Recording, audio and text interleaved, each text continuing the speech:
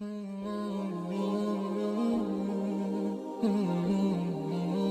اللہ الرحمن الرحیم۔ لیلہ دہن یا قبر کی پہلی رات وہ رات ہے کہ جو میت کو دفن کرنے کے ساتھ شروع ہوتی ہے۔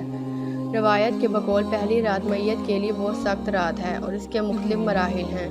مومنوں کے لیے خوبصورت اور آرام دہ، جبکہ بدکار مسلمانوں اور کافروں کے لیے بہت سخت اور وحشت ناک ہے۔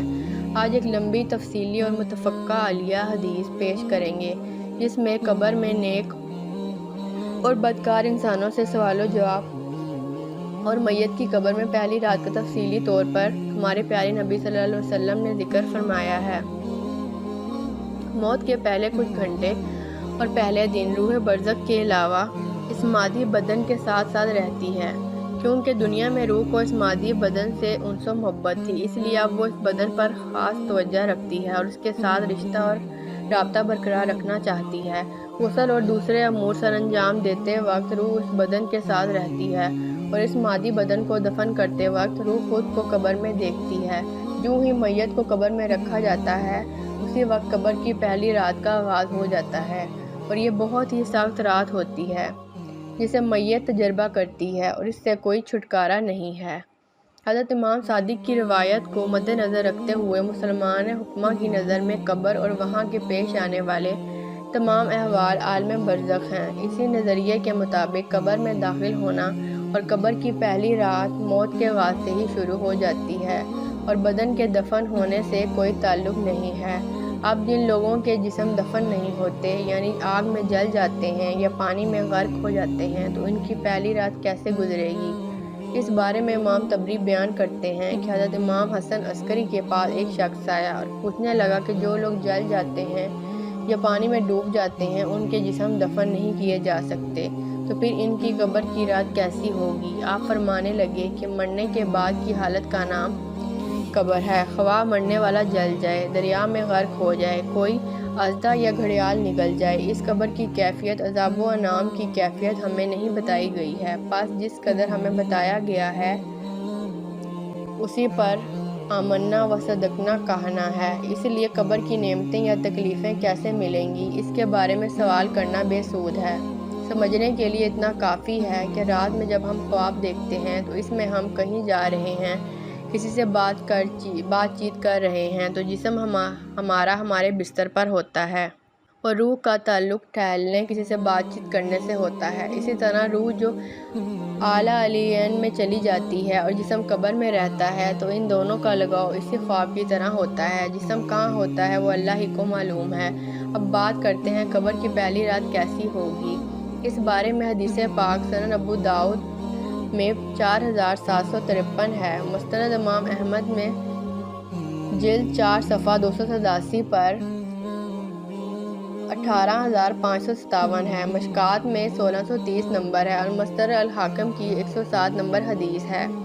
حضرت برا بن عازب رضی اللہ عنہ بیان کرتے ہیں کہ ہم حضور پاک صلی اللہ علیہ وسلم کے ساتھ ایک انصاری کے جنازے میں شریک ہوئے۔ ہم جب قبر پہنچے تو لحد تیار نہیں ہوئی تھی۔ لحد تیار ہو رہی تھی کہ ہم حضور پاک صلی اللہ علیہ وسلم کے پاس بیٹھ گئے جو کہ میت کے سرہانے بیٹھے تھے۔ ہم نے دیکھا کہ آپ صلی اللہ علیہ وسلم کبھی آسمان کی طرف دیکھتے اور کبھی لحد کے اندر دیکھتے جو کہ تیار ہو رہی تھی۔ 3 مرتبہ ایسا کرنے کے بعد حضور نبی کریم صلی اللہ علیہ وسلم اس طرح دعا مانگی: اے اللہ، میں عذاب قبر سے تیری پناہ چاہتا ہوں۔ پھر آپ صلی اللہ علیہ وسلم نے ارشاد فرمایا: بندہ مومن جب دنیا کی طرف سے رابطہ توڑ کے آخرت کی طرف متوجہ ہوتا ہے، یعنی جب اس کی موت کا وقت آتا ہے، تو سورج کی طرح چمکتے دمکتے سفید چہروں والے فرشتے جنتی خوشبودار جنتی کفن لے کر اس کے پاس آتے ہیں، حتیٰ کہ وہ حد نظر تک اس کے سامنے بیٹھ جاتے ہیں۔ پھر ملک الموت تشریف لاتے ہیں، حتیٰ کہ وہ اس کے سر کے پاس بیٹھ جاتے ہیں اور کہتے ہیں: پاکیزہ روح، اللہ کی مغفرت اور اس کی رضامندی کی طرف چل۔ وہ روح ایسی نکلتی ہے جیسے مشکیزے سے پانی کا قطرہ، بالکل غیر محسوس طریقے سے اس کی روح نکالی جاتی ہے، اور جب ملک الموت اس کی روح نکالتے ہیں تو باقی فرشتے اسے آنکھ جھپکنے کے برابر بھی اسے ملک الموت کے پاس نہیں رہنے دیتے، بلکہ اسے فوراً اس کے کفن اور اس کی خوشبو میں لپیٹ دیتے ہیں جو جنت سے لائی ہوتی ہے۔ پھر اس کی روح کو لے کر بلند ہوتے ہیں اور فرشتوں کی جس جماعت کے پاس سے وہ گزرتے ہیں تو فرشتے پوچھتے ہیں کہ یہ کیسی خوشبو ہے،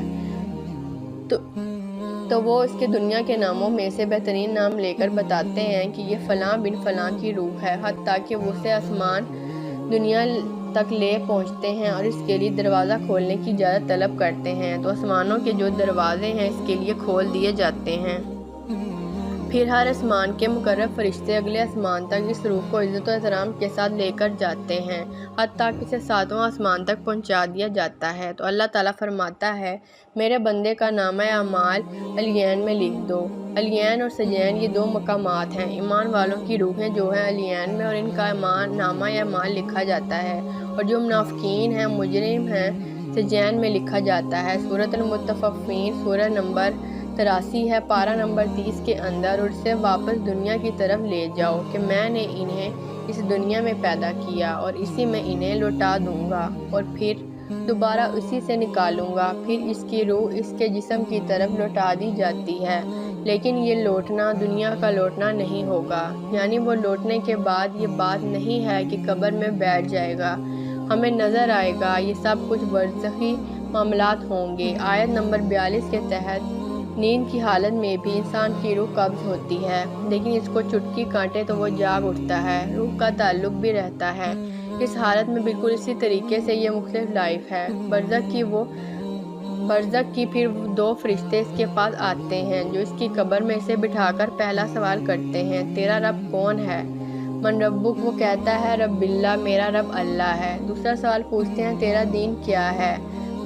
تو وہ کہتا ہے میرا دین اسلام ہے۔ پھر پوچھتے ہیں کہ وہ آدمی جو تم میں مبعوث کیے گئے ہیں وہ کون ہیں؟ تو وہ کہتا ہے وہ اللہ کے رسول محمد صلی اللہ علیہ وآلہ وسلم ہیں۔ اب جب وہ 3 سوالوں کے جواب دیتا ہے تو فرشتے چوتھا سوال اس سے پوچھتے ہیں، تمہیں کیسے پتہ چلا؟ ان 3 سوالوں کے جواب تمہیں کیسے آئے؟ وہ کہتا ہے میں نے اللہ کی کتاب پڑھی تھی، میں اس کتاب پر ایمان لایا اور میں نے اس کے حق ہونے کی تصدیق کی۔ پھر آسمان سے آواز آتی ہے، میرے بندے نے سچ کہا، اس کے لیے جنتی بچھونا بچھا دو، اسے جنتی لباس پہنا دو اور اس کے لیے جنت کی طرف سے دروازہ کھول دو۔ قبر اندر ہی جنت کی طرف دروازہ کھل جائے گا، وہاں اسے ہوا کے جھونکے اور خوشبو بھی آتی ہوگی۔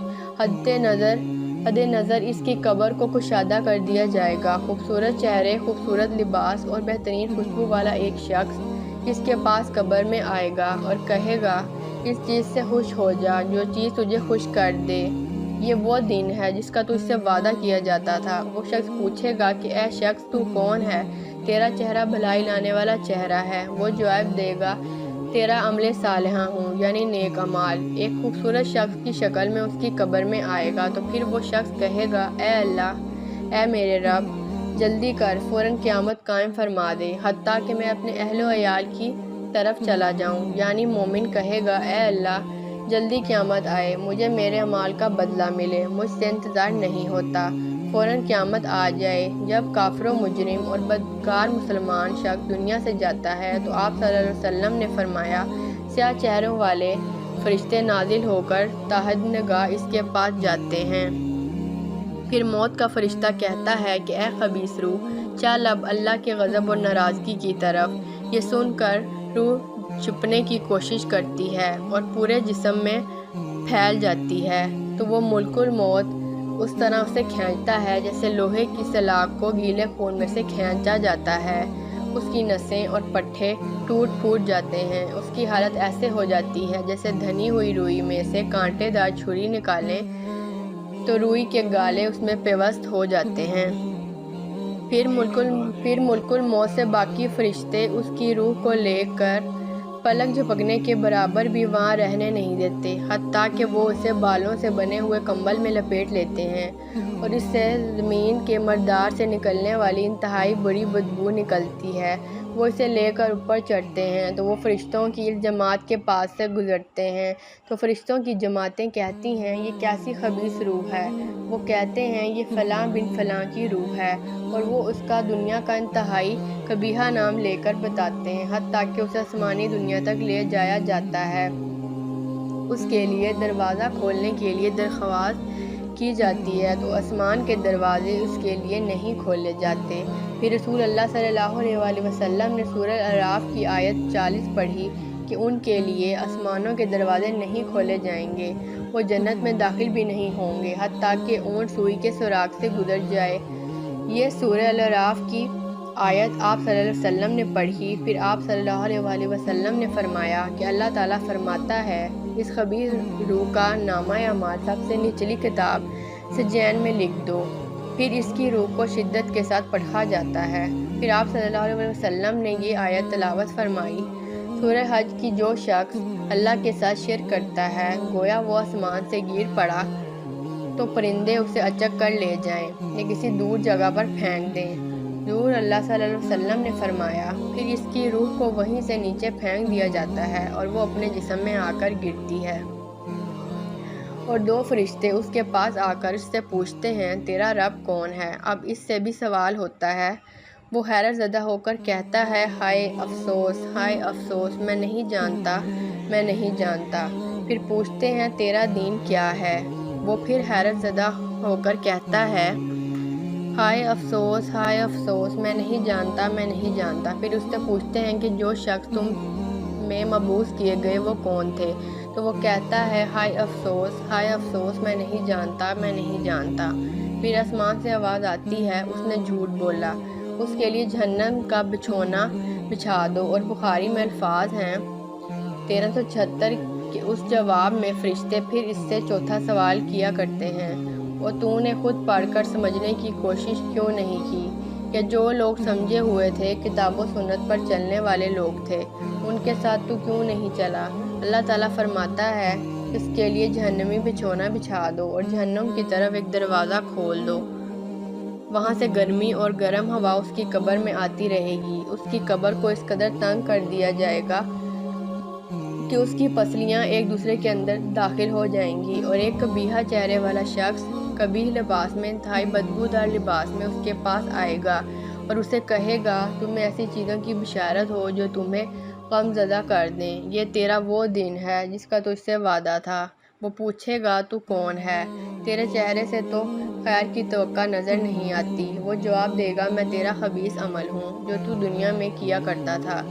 پھر وہ کہتا ہے، اے میرے رب، قیامت قائم نہ کرنا، اے میرے رب، قیامت قائم نہ کرنا۔ اللہ پاک سورہ یاسین کی آیت نمبر 52 میں فرماتا ہے، یعنی جب قبروں سے نکالا جائے گا مجرموں کو اور وہ کہیں گے، ہائے افسوس، ہمیں کس نے ہماری قبروں سے باہر نکالا، تو اللہ تعالیٰ کیا فرمائے گا؟ یہی ہے جس کا وعدہ رحمان نے کیا تھا اور رسولوں نے سچا کہا تھا۔ اے اللہ پاک، ہمیں قبر کے عذاب سے محفوظ فرما، آمین۔